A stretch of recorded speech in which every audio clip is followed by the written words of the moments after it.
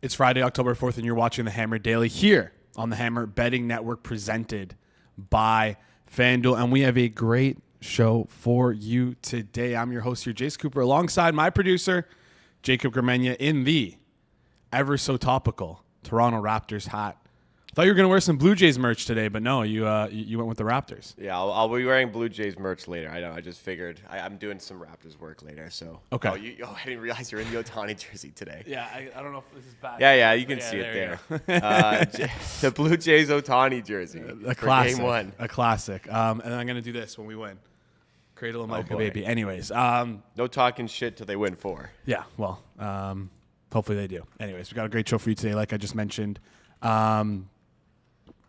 We got Patrick Everson. Oh my gosh, Patrick Everson on to lead the show. We're going to be talking about the FBI indictment, the arrests. He wrote a great article on this stuff. I believe the link is in the description. If not, Jacob, I'll send you the link. You can find it in the description. You're going to want to read it later today. But he's going to be talking us through kind of the sportsbook side of things, how they discovered this, just what's next, like what's going on, what's next.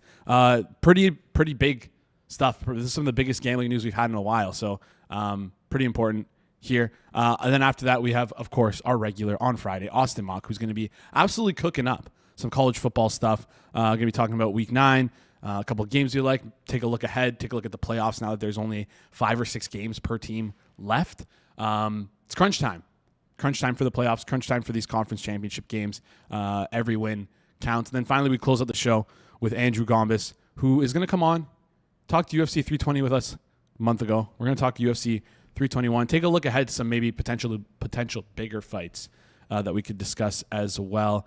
Aspinall versus Gain should be a good heavyweight fight. Winner of that, John Jones has been like teasing all over the place, saying that he's going to be fighting at the White House against the winner of this. Didn't he like decimate Cyril Gane last time they fought? Oh yeah, it was like a minute fight. He will destroy anybody he fights. He's just like that good. I still think he's the best. He's obviously a very messed up person, but like still the best fighter in like the history of humanity in hand-to-hand combat. So I didn't hear George Sulfidis on the daily lineup. Is he ducking making a Survivor pick this week? Yeah, he resigned. He basically said I'm resigning from the Friday segment. Can no longer do Survivor picks. I'm gonna have to stick to early week betting, which is where he gets most of his edge from. Even though his source of income is still in question.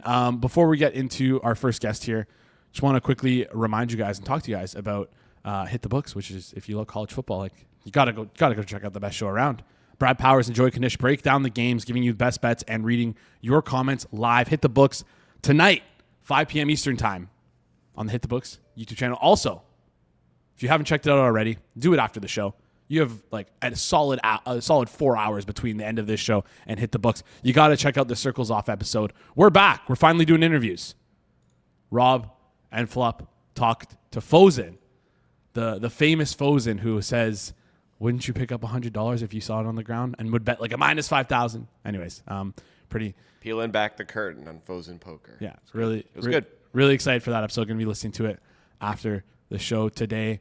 And yeah. We got a great rundown. So, without further ado, let's get into things. He's a senior reporter at Vegas Insider. You've seen him on Fox Sports. He's a Vegas resident. He knows. He's here to talk to us a little bit about this FBI betting scandal. Patrick Everson, how's it going today? Can you hear me? Maybe you can't hear us. We'll test this out in just a second. But yeah, we're gonna be breaking down everything that's going on with this scandal here. A lot to talk about. I think the biggest... Oh, he's good. Patrick, can you hear us? I gotcha. There we go. Patrick, how's it going? Very good. Thank you for having me this morning or afternoon, depending on where you're at. Midday for us here, about noon Eastern time over in Toronto. Appreciate you joining the show. Really excited to get to talk about this stuff because obviously this industry is great. It's a lot of fun, but whenever we can peel back the curtain and talk a little bit about like what's going on behind the scenes, maybe some stuff that might have been happening for years, I think it's very interesting to talk about. This is like we're living through a 30 for 30 right now, which is how I like to think about it. We're going to be getting some great documentary content 5, 4, 3 years down the road from now. We get to live it. So let's start off with kind of your piece here. I think the biggest talking point I've seen around the betting sphere when it comes to this case is how legal sports books have maybe influenced, whether good or bad, the result of this and like the what happened with this. So can you kind of take a step back and take us through how legalization might have potentially helped finding this for the Terry Rozier stuff? And can you explain the kind of mechanisms behind how sportsbooks were able to identify this stuff? Right. Well, and I think first off, again, thanks for having me. And I think that's an important point to make because I think what we were seeing a lot of yesterday, I'm sure you saw it on, of course, on social media and on TV and so forth, was a really heavy pushback against legal regulated sports betting, saying this is the damage that it's causing, and they're the reason that something like this could have happened in the first place. Well, I talked to a couple of longtime Vegas industry veterans, and I've spoken to many people over a decade of doing this nationally, and I've lived in Las Vegas for 31 years, so I've seen this, sports betting for forever, legal regulated sports betting and how it works and so forth. And what I think a lot of those people who are pushing back fail to realize, people who are calling for like an outright ban on all player props, or you're only being allowed to bet overs, which by the way would be a disaster. Mm-hmm. That's not something that's really good for the consumer at all. Even though the general consumer, Jason, the average Joe and Jane public bettor wants to bet on things to happen, wants to bet on overs and touchdowns and so forth. Not having a yes, no, or an over under is a big disadvantage for the consumer. And I'm sorry, I'm getting off on a little bit of a tangent there. But with regard to how legal regulated sports betting probably played a role and a significant role in what was unveiled on Monday, the sports books for decades here in Vegas, and now since 2018 with the PASPA overturn and nationally and so forth, they're generally going to be the tip of the spear on these kind of things. They're the ones that are going to notice unusual betting patterns on certain markets, and especially if it's kind of an unusual market, like a college baseball game in March or whatever it was with the whole Alabama thing earlier this year, or a player a little farther down the roster suddenly getting hit in an over under props on an NBA game at an inordinate rate, or for an inordinate number of times, an inordinate number of bets that ultimately add up to an inordinate amount of money. So what happens from there is, or what has happened for, like I said, decades here in Vegas before this became much more widespread in the United States. And what probably happened in this instance was, the sports book, or if the sports book is partnering with some sort of integrity partner, they notice these things, notify the league that's involved, probably notify law enforcement as well, and from there those two entities take it over. And more than likely the sports books, and in this case I'm sure they did, when they were seeing these inordinate activities, they were like, okay, we're shutting down this market, we're not taking any more bets on this market. The bets we've taken, that's all we can do there, but we're not taking any more bets in this market. So they're, like I said, kind of the tip of the spear there. They're the ones who are going to notice these unusual betting activities on markets that typically wouldn't see as many bets or as much money. And that's, that may have been where this launched. I talked to John Murray on Monday. He is the vice president of the Superbook here in Vegas, which has operated forever. A renowned sports book with a really good reputation. They've probably seen some of these things in the past years past, prior to this being much more wide, legal regulated sports betting being so much more widespread. But John didn't want to say, look, a sports book, whether it was FanDuel or DraftKings or whomever it was, I'm guessing it was one of the larger operators that got involved first. Didn't want to say that they were first, that maybe they were the ones who started this whole thing, but he did say, my estimation is that somewhere in this investigation, a sportsbook operator reported this. And me just speaking my own opinion, I think it was very early in this process. Yeah, no, of course, because the second that they would see something like this, you would have to think that they would notify the FBI. And I believe they have to. Yeah, exactly. And I believe, like, if you watch back the press conference, not you specifically, I just mean the audience, sure. they had a couple questions revolving around legalization, the effect of it, and the FBI seemed to like vehemently defend the sportsbook here, because they are, I mean, it's crazy to say, but they kind of are part of the victim in this scenario, as well as everyone who bet the over as well. But anyways, they're slightly a victim in this scenario, and they seem to that makes me think that they probably got some information from them as well. And it's also like you mentioned, like this stuff has kind of been going on for a while now. We saw with Tim Donaghy like many years ago, the Michael Jordan stuff, which I mean, we don't know if that's true or not. Obviously, all alleged. But this stuff is happening for years. I think that legalization does do a good job in helping uncover these sorts of things. You're also naive to believe that if you were to get rid of prop betting, people would just go offshore and bet props, because you can do that right now. So like if you get rid of that as well, it's just, I don't see how it solves the problem. It's very like intricate sort of thing we're dealing with here. One thing I want to talk to you about though is the indictment revolving around Terry Rozier. There was 5 other names, but I thought it was interesting because a few posts on Twitter started coming out about co-conspirator number 8. I mean, the way that he's described, it's pretty much certain that it's Chauncey Billups. It might not be, but guy who's played in the NBA since 2014, started coaching in 2021. Chauncey Billups fits the bill right there. I just found it interesting that he was mentioned in the case as a co-conspirator, but not mentioned in the indictment. And then also he was tied in with the poker scandal as well.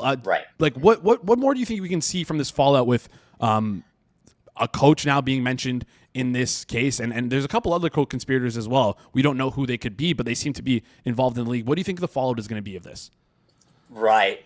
It's a really good question. It's hard to say exactly what the fallout will be, but you know, if he's considered a co-conspirator, like you said, not mentioned in the indictment, and you'd have to think that the FBI and the other investigative agencies that are involved here had a purpose for that. And maybe that purpose is to be able to extract more information from that person about what's going on.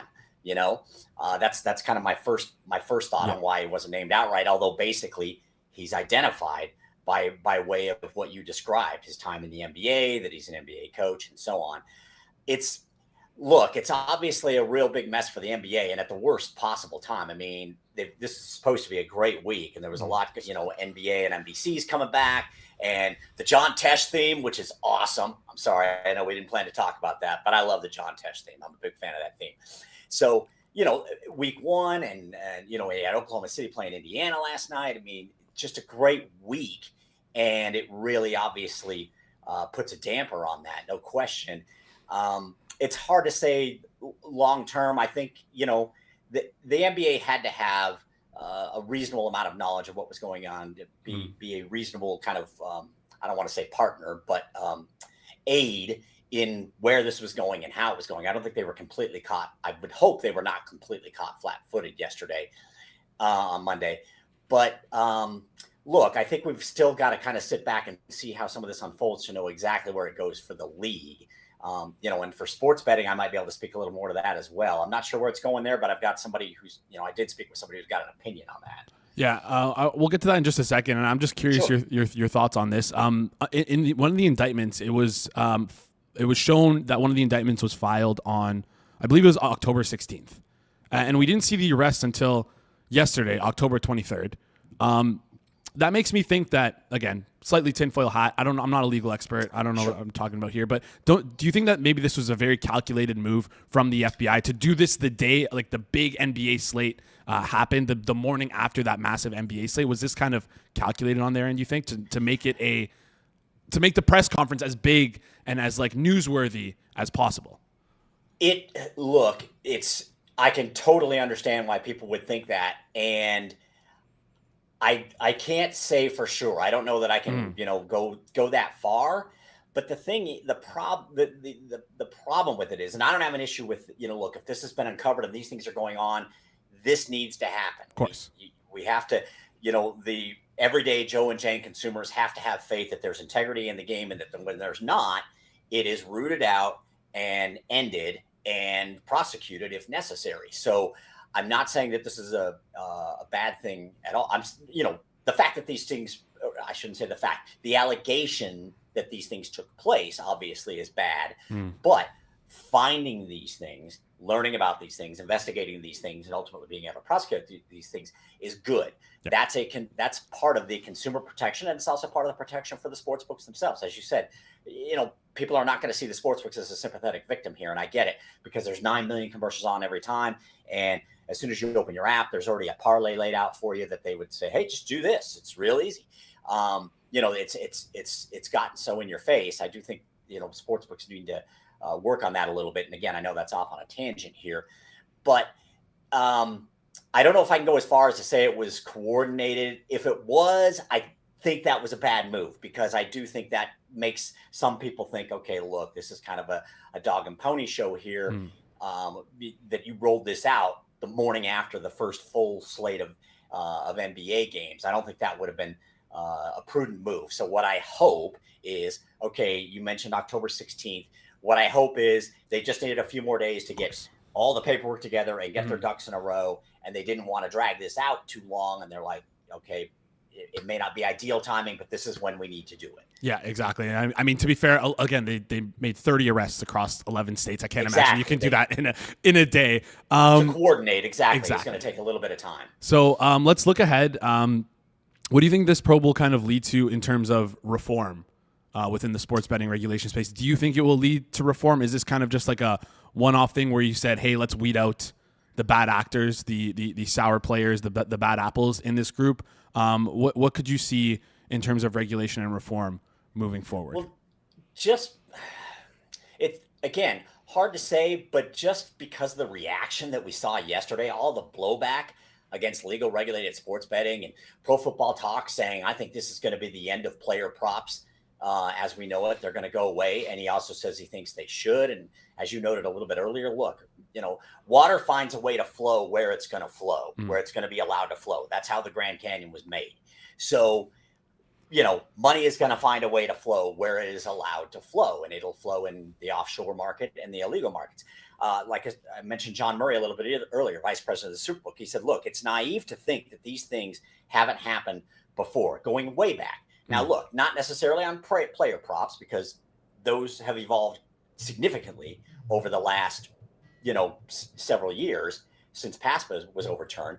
But these type of betting scandals, probes, investigations, etc., have happened over the years. It's not like this is a brand new thing here. So, so that's two reasons why we shouldn't be following Pro Football Talk's logic on this, among others. But as far as where it might go, what Jay Rude said, I talked to Jay Rude yesterday. He was with MGM Resort Sportsbooks, Jason. So that was the pre-Bet MGM days before PASPA got turned over, and we had this national conglomerate of BetMGM and Caesars and DraftKings and FanDuel and all that. But he was with MGM Resort Sportsbooks for 30 years. He ran MGM Resort Sportsbooks, vice president of racing sports, for more than 10 years.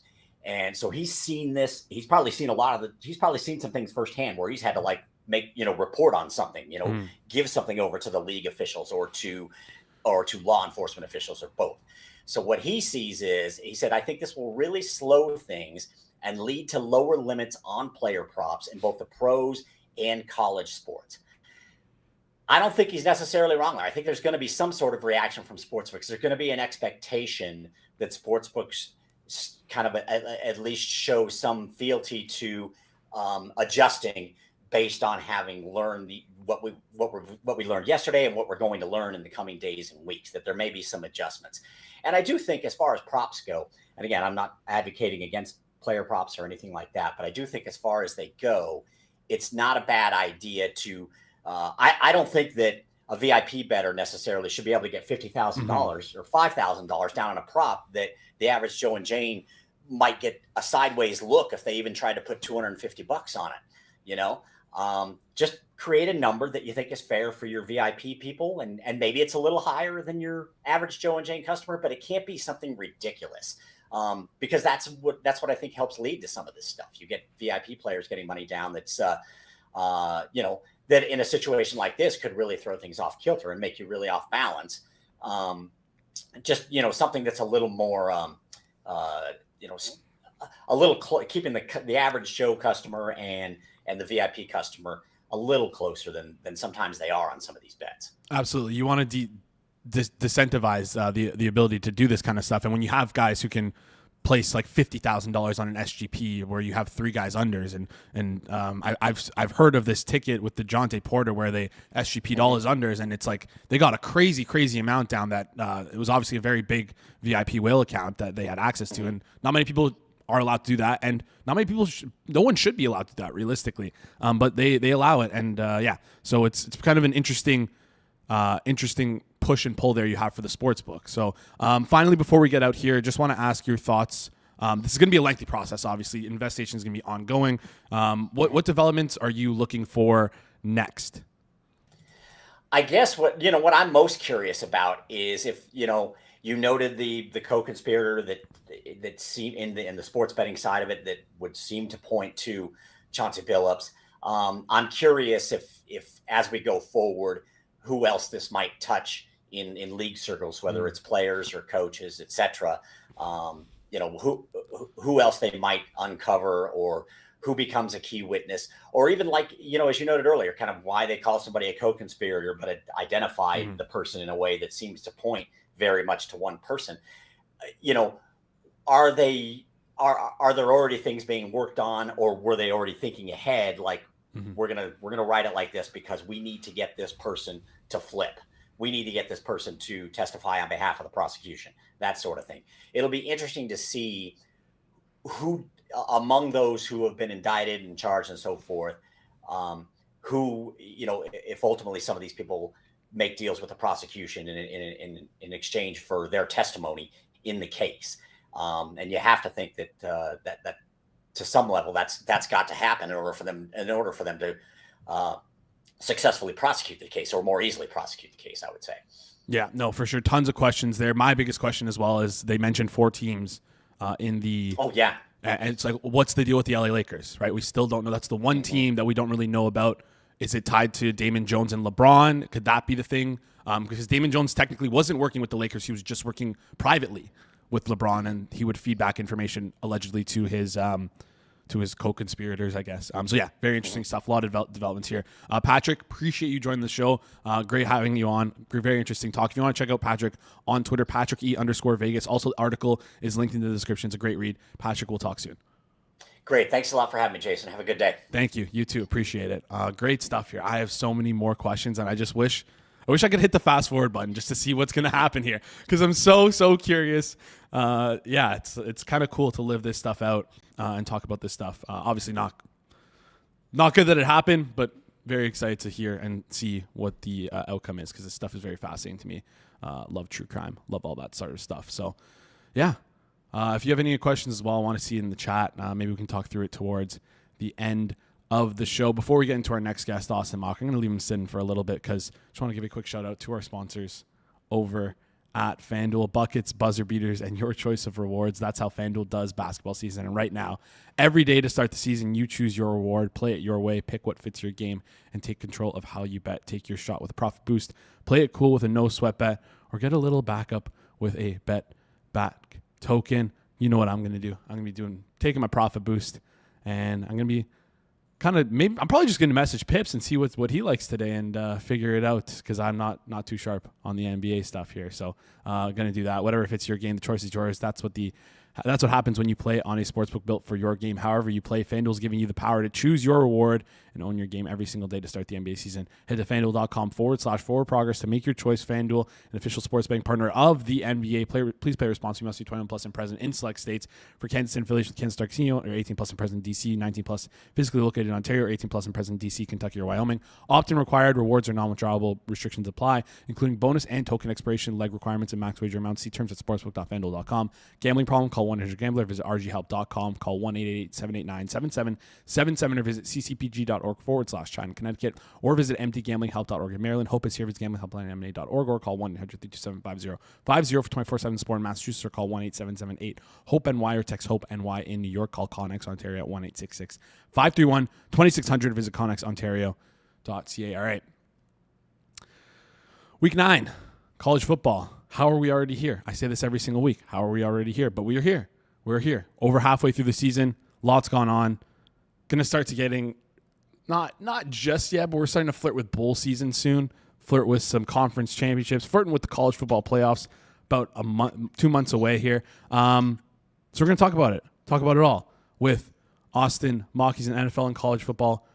Does NFL and college football projections over at The Athletic. You can find him on the Thursday Best Bets show on Forward Progress. Austin, how's it going?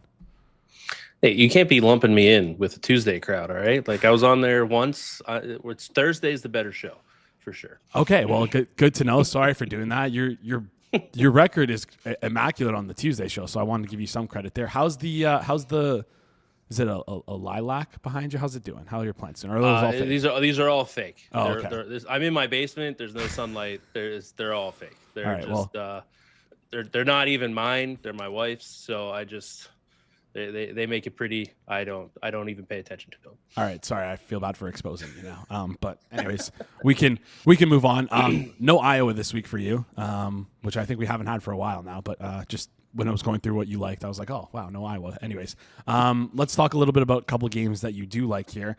Starting with this Illinois and Washington game. Washington laying 3.5 right now at home. Total's at 54.5. These are two teams who are kind of fighting for their college football playoff dreams to try and keep them alive. Both are kind of unlikely to make it, but both need to win this game if they want to keep their hopes and dreams alive. So who do you like in this matchup? Break it down for us here. Talk us through it. Yeah, so I've made my thoughts clear on Twitter if you follow me that Illinois, when they were ranked like 9th or 10th earlier in the year, that they were a fraud. I still pretty firmly believe that. They're not a horrible team, but they're just not. I don't think they're a top 25 team by any stretch of the imagination. And then you bring in Washington, who just kind of got handled at Michigan. But I think they're a little undervalued right now in the market. A couple things went against them. That was a 12 o'clock start, Eastern time zone, so a 9 o'clock body start for Washington in that game against Michigan last week. Michigan also, after getting abused by USC, I know, Jason, you'll like that, changed up their defense. They were one of the highest blitzing teams in the country coming into that game. They barely blitzed against Washington. So I think that it was just kind of a broken tendency game, and that kind of halted Washington's offense combined with the early start time. So I like Washington here, -3.5, -118 over at FanDuel. I think that's a good price. I think this should be closer to a touchdown. I think that Washington's a tough place to play. I don't think Illinois is as good as what people make them out to be. And I think last week's data point for Washington's a little misleading here. So I like the Huskies here to cover the spread. Yeah, spread right now over at FanDuel is around, I believe it's 3.5. Yeah, I mentioned before, 3.5 -118. If you like that, you can go bet it over at FanDuel. You mentioned USC. It would feel a lot better if we didn't also just get our teeth kicked in last week. I mean, the highs of the high of converting a 2-point conversion to go up a score, 3 points, and then to proceed to watch your team give up a kickoff return touchdown and essentially crush your hopes and dreams for that game. Very few emotional swings you can experience like that in anything other than sports, but that's why we love sports. That's why we love watching. Anyways, I can go on and on about this team, but I won't. For your sake and for the audience's sake, let's flip over and talk Missouri and Vanderbilt. Vanderbilt laying 2.5 at home, 53.5 total right now. Vanderbilt, one of the surprise teams of this year. Their offense has been high-powered. Pavia's been absolutely cooking for them. Do you think they can put up points against this stout Missouri defense? How do you break down this game? Who do you like here? Yeah, it's tough. I'm pretty low on Vanderbilt. I think they played a pretty weak out-of-conference schedule. They gave up some points, so I do think that their defense is a little weaker. That's what my numbers are spitting out, is I think that Missouri is going to be able to score in this game. And then, yeah, Diego's awesome. Don't get me wrong. He was awesome when he was at New Mexico State. He's been awesome at Vanderbilt. But it's kind of I don't want to say it's a fully one-man show for their offense, but it kind of is. And you go to their game against Alabama. I understand Alabama is much better than Missouri, but they didn't look the part on offense in that game. And my concern there is I don't think, Vanderbilt, they're not known for being one of these teams that are, contending for SEC championships and whatnot. I just don't know if they're at this level yet. I'd love a 3, but I do think Missouri's live in this game. If you're not able to grab a 3 out there, plus 122 on the money line at FanDuel right now is pretty solid. I like Missouri to score here. I wonder how much Vandy can score if you can really game plan for Diego Pavia and slow him down. Is there another path for them to score points? I'm a little skeptical of that. So I do like Missouri here. It's painful because I would love, Vanderbilt making a playoff is so cool from a college football fan standpoint. I can't get behind it right now. Yeah, they're also like they're on the up and up. I think I saw like a 5-star high school recruit was like visiting Vanderbilt. It might flip to them, which is kind of feels like I guess you can speak a little bit more to this. Kind of unheard of for Vanderbilt here. Also, like, would you be?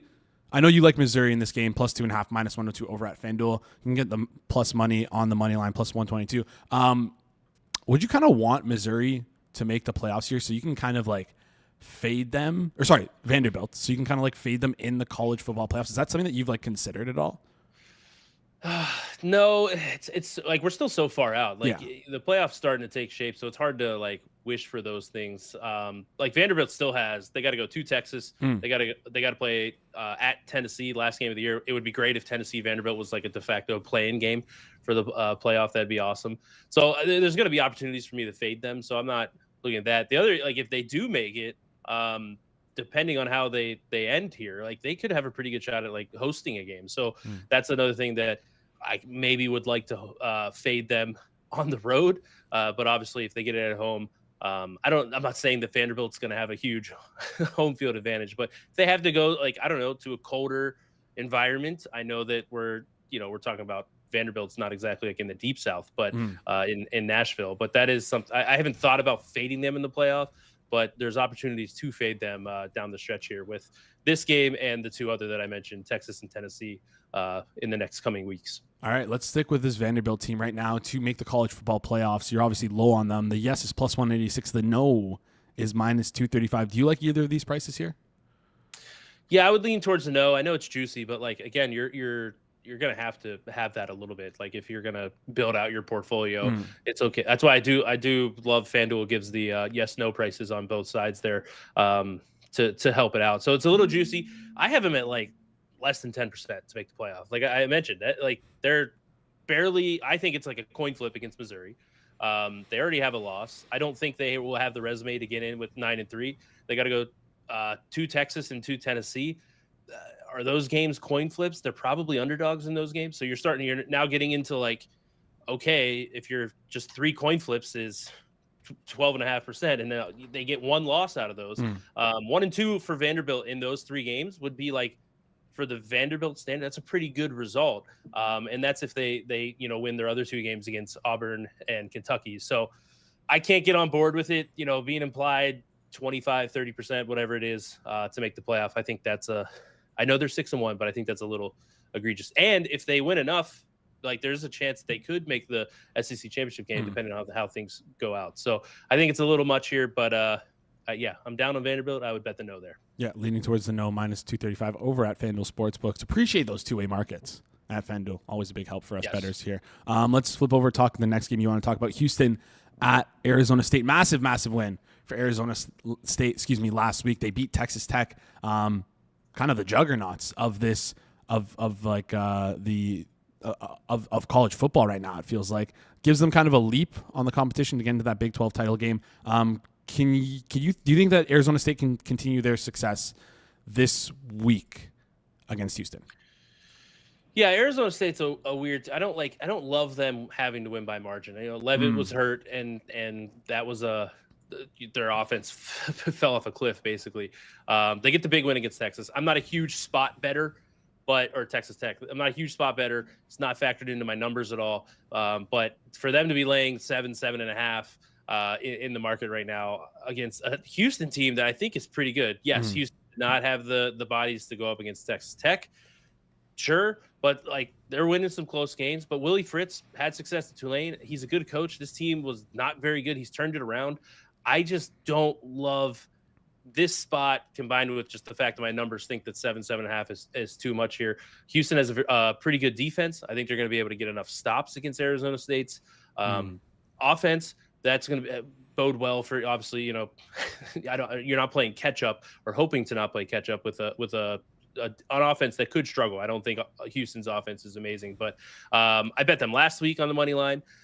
So I'm a little high on Houston. My model is becoming favorable to them. I think 7.5 is too many points here. I will gladly take the Cougars, and maybe we get a little letdown spot from Arizona State. All right, 7.5 -120 over at FanDuel. You can get them on the money line as well at +220 here if you're feeling a little bit frisky. That wraps up the games we're going to talk about. Before I let you go here, a couple college football playoff teams that I want to mention to make the playoffs. You said that you didn't like Vanderbilt. What is your opinion then? Let's stick within the SEC. Any opinion on Texas to make the playoffs? Also kind of juicy to miss, -300 plus 235, to make it. Team looks terrible, if I'm going to be honest. The offense just cannot succeed against any competent defense. Any opinion here to make or miss playoffs? Yeah, similar to Vanderbilt, except I've been low on them all year. I bet Ohio State in the week 1 game. I didn't like the fact that we pretty much had never seen Arch Manning play. He couldn't beat out Quinn Ewers, who everybody was kind of like, oh, he's holding Texas back. And they, were pretty successful with Quinn Ewers on the field. And we were like, hey, this guy's going to be number 1 pick. This offense is going to be great. So, like you said, the offense just isn't there. He doesn't do well with pressure. They lose the game at Florida. Florida's already fired their coach since then.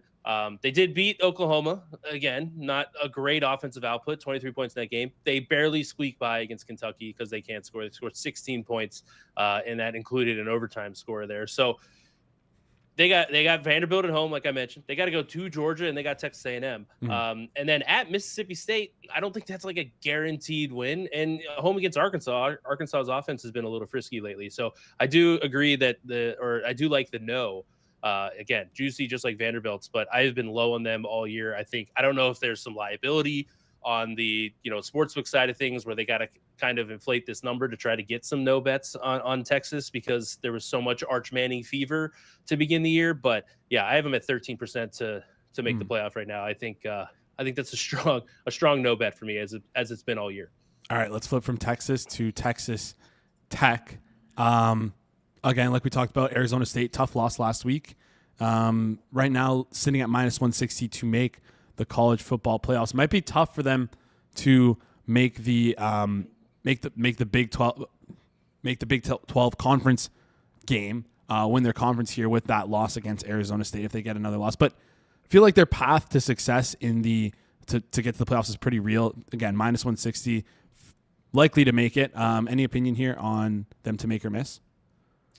No, I think it's pretty fairly priced. That loss did kill the Big 12 tiebreakers. I don't know if people remember last year. It was like 4 teams going into maybe the final weekend, or at least the 2. And there was like a chance that it was going to be a 4-way tie, and it was getting like deep down into the tiebreakers.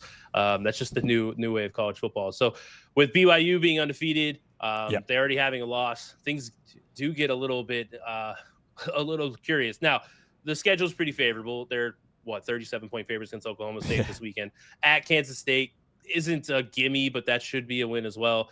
BYU's the big one. They pretty much need that one, I feel like, to get into the Big 12 championship game.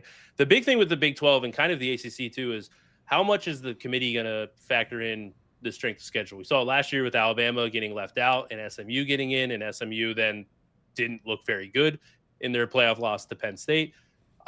There's been some chatter before the season. Maybe they start having a bigger weight on to the strength of schedule. So that's going to benefit the SEC. At large for a Big 12 team might be tough. So you might have to be 11-1 and then lose in the Big 12 championship game. And I don't know if you're getting in at that point. So that'll be the thing to watch here down the stretch. Yeah, it's crazy with the tiebreakers too, because Cincinnati is undefeated in their conference as well. Tougher schedule, but they don't play Arizona State or Texas Tech, but they do play BYU. So there is some crazy combinations we can make here with this with this conference. So very interesting stuff here. Anyways, Austin, appreciate you coming on. Appreciate you joining the show. Any last thoughts? Anything you're looking forward to for this college football slate? Anything you're keeping in your eye on this week? Yeah, Ole Miss Oklahoma will be fun. Ole Miss's schedule is very manageable after this, so if they win it, I don't want to say they're locks to make the playoff because nothing's a lock, but that'll be if you go look at their schedule, they're very favorable to get in, and Oklahoma kind of needs it with how difficult their schedule is. So that's a pretty big swing. If Oklahoma wins that game, I think it opens up some extra pathways for teams into the playoffs. All right, makes perfect sense. All right, rooting for Oklahoma just to make it more fun. Let's make it more fun. Of course, always rooting for chaos. Always. Chaos is the best. All right. Austin, appreciate you joining the show. We'll chat soon. Yep. Thanks so much for having me, Jason. See you. All right, see you, Austin. Check out Austin on Twitter. Link in the description. You would know that he doesn't like. Was it Missouri? No, it was Vanderbilt. No, was it Vanderbilt? Well, it was Illinois.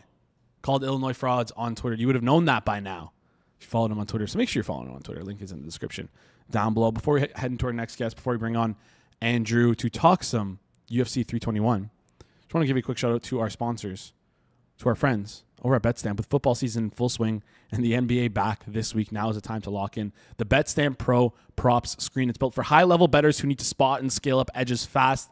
As more books take real money on props, prices are getting sharper, which means the window to exploit inefficient numbers is right now. You can't do that without a hyper-efficient, reliable, true line that shows you the real market price in seconds across 150-plus outs, helping you find and hit the best edges before the market moves. Don't wait. The window to capitalize on the prop market is right now. Visit betstamp.com/hammer or scan the QR code to apply for a demo. Spots are limited ahead of the season, so you're going to want to do that. Betstamp.com/hammer or scan that QR code that you see on screen. All right. Gonna bring on Andrew here in just a second. Looking forward to this UFC 321 card. It's a little bit of a lighter card, but there's some interesting fights and there's some interesting kind of macro events that'll play out after this card. Number one, the Aspinall versus Gain fight. Heavyweight division feels thin. We kind of need John Jones back to kind of save that division. We've heard talks about this White House, potential White House fight on the lawn, which would be absolutely craziness, absolutely insane. But yeah, it would just be absolutely insane if we were to see that. Also, do you think that White House fight is actually going to happen? I don't know. I hope so. I hope that were to happen because I think it'd be like one of the most entertaining things ever. The Sphere fight was, I know that was like kind of weird for people, but I thought that was like a spectacle. And the UFC does such a good job of putting on spectacles and like having the entertainment in there. So really good with that stuff. Chosen Sports saying it will definitely happen. It's looking that way now. I said it on Circle Back quite a few months ago. There's no way this is going to happen. When Dana White, now it probably most likely will be happening. When Dana White wants something to happen, he makes that shit happen. That's like my favorite part about him. Dana White is such a great entertainer, such a great organizer. Yeah. Anyways, we'll talk about all that stuff in just a second here. He's a pro sports bettor. He's an originator as well of MMA and UFC. He's a fan of New York sports. Last time we talked, our Blue Jays were facing off against his Yankees, so maybe he's a little bit sour coming on this show here today. Andrew Gombas, how's it going, my friend? It's going well. Thanks for having me. Sorry, I had to rub some salt on the wound there after that loss. But listen, the Jays are up and up right now. We're in the World Series. Got to be a little excited. Hopefully, you're rooting for us because like everyone hates the Dodgers, right? No, definitely not. All right, you're just rooting for like a tie, if that can even happen. Yeah, it sucks. It sucks. Like it was, other than Boston, it would be like my least favorite possible matchup. But gotta tip your cap, you know.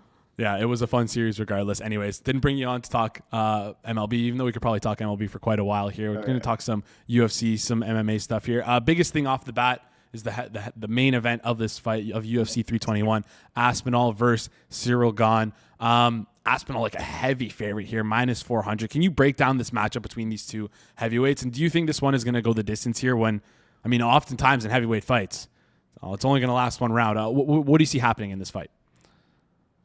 Yeah, it's an interesting matchup because Aspinall has just blown through the competition up to this point, like even including his title fights and interim title fights.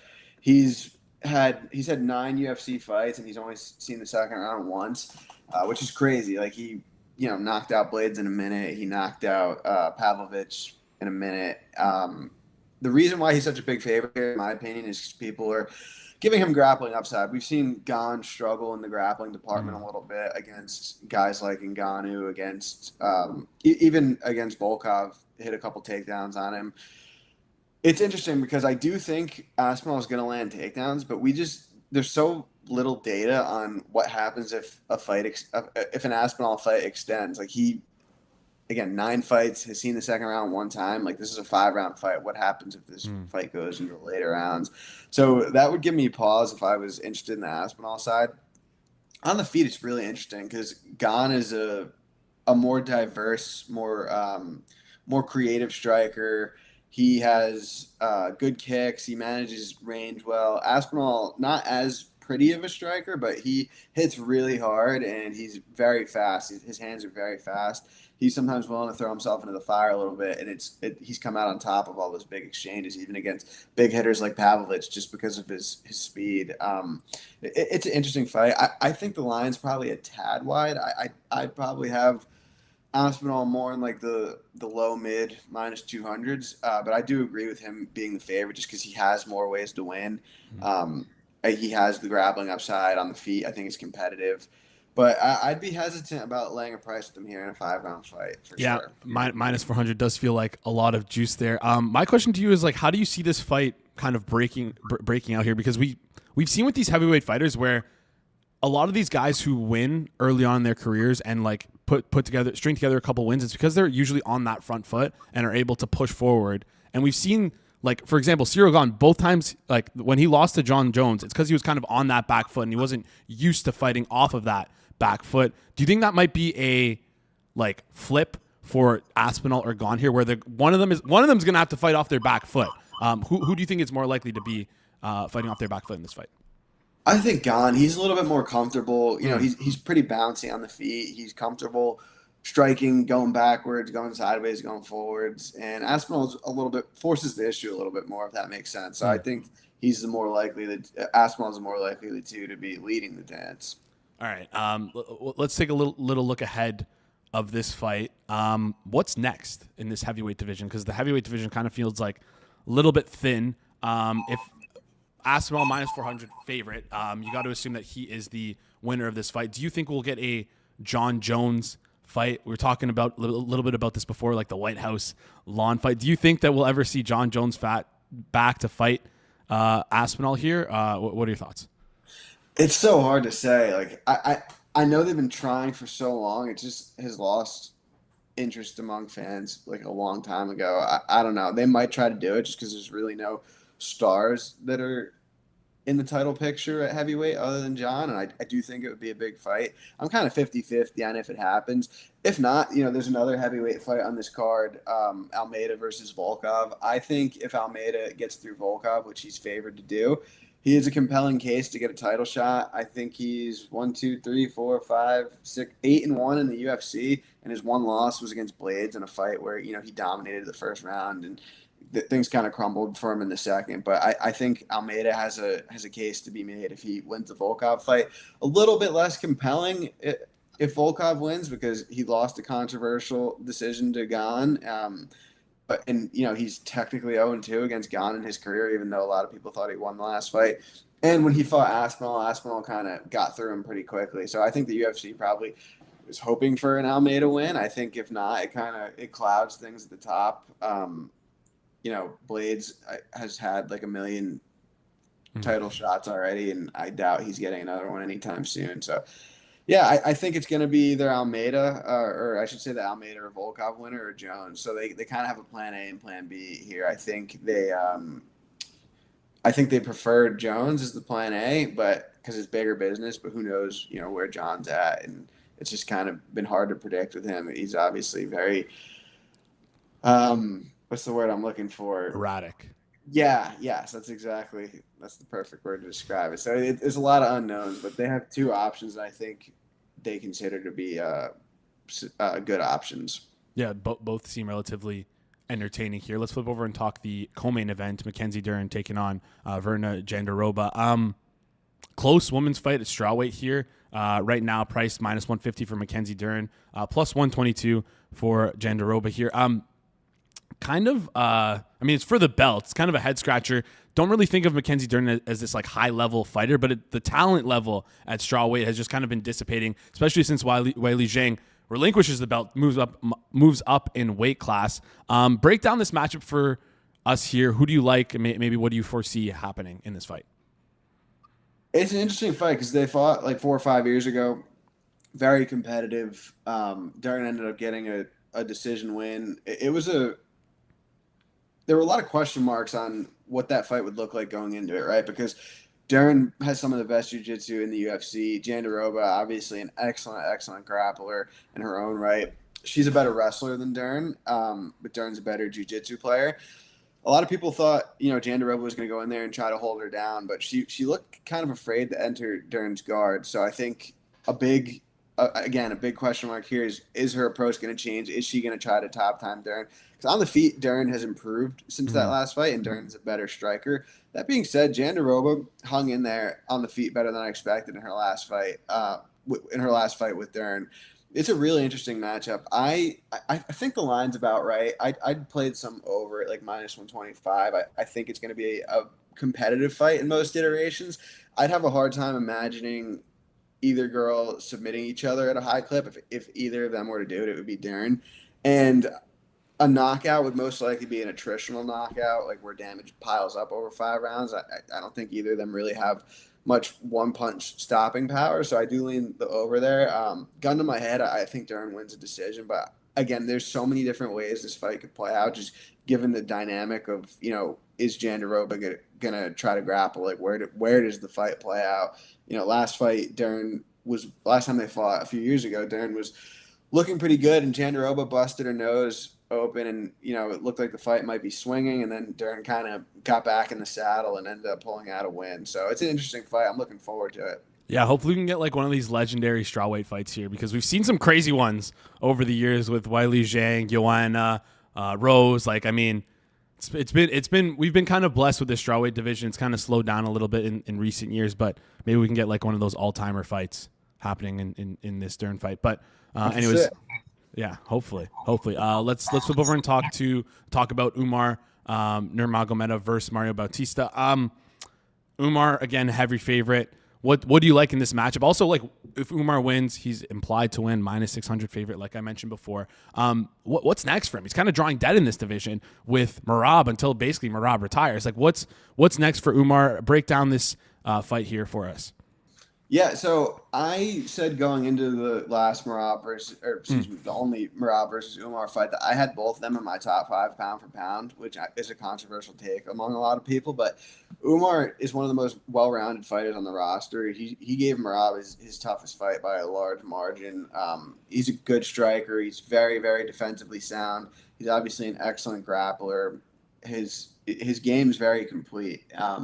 Batista's a guy who I've liked over the years. I backed him in his last couple fights. I do think this is a really tough matchup for him. I have a hard time seeing him being able to stop Umar from getting some back takes here. And on the feet, it's closer on the feet, but I do think Umar's better technically. And Umar's just so good defensively. It's hard to kind of get ahead of him there. I know Batista threw a lot of volume in his last fight, but it's kind of hard to throw blind volume against a guy like Umar because his counters are so good. As far as what's next, I don't, from a betting perspective, there's nothing really to do here. I'm not jumping up and down to go bet -600 on Umar or whatever. The total seems fine. I think Umar wins a decision, which is what the line implies. As far as what's next, I personally think you could make the case to get Umar right back in there for a title shot, just because his fight with Merab was just so much, it was so much closer than Merab's normal fights, for lack of a better term. But there's a lot of guys, at the top of that division that would be interesting. Like Umar versus Sean O'Malley would be a really interesting fight. Like Umar versus Petr Yan. There's a lot of things that could happen because Umar hasn't fought a lot of these guys. Like he obviously fought and beat Sandhagen, which is a great win. But other than that, he hasn't beaten anyone in the top 7. Like even a Davis and Figueiredo fight. There's a lot of options. I'm assuming he passes this test, and I imagine they're either going to give him another title shot or a number 1 contenders fight against Sean O'Malley. Gun to head, I'll say number 1 contenders fight with Sean O'Malley. Would be an interesting fight with the length that O'Malley has against Umar, who's like a little bit kind of shorter. Well, not really shorter for his class, but yeah, like O'Malley's just long. Anyways, he's a very special and unique build for the division for sure. Exactly. Any other fights you're looking forward to on this card? Any other bets you have?